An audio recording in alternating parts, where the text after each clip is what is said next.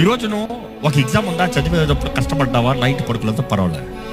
Exam లేదు, పాడు లేదు, ఏ బాధ లేదు, ఏ పోరాటం లేదు, పొద్దుట లేసి ఎవరిని కలవాల్సింది లేదు. ఏం చేస్తున్నావు? You are making a decision to stay all night with your mobile phone. It's a decision that you make.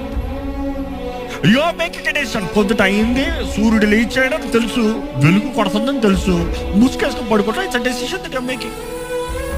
It is your choice. లేచి ప్రార్థన చేస్తావా, లేచి ఫోన్ చూసుకుంటావా, నీ చాయిస్. లేచి గొడవ పెట్టుకుంటావా, లేకపోతే లేచి దేవుడిని ఆరాధిస్తావు, నీ చాయిస్.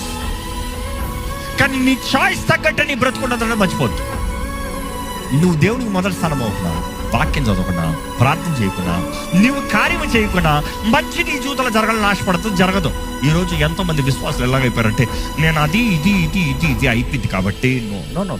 ఎవ్రీడే లైఫ్, ప్రతి దినము నువ్వు చేసే పని కార్యము దాని తగ్గ ప్రతిఫలాన్ని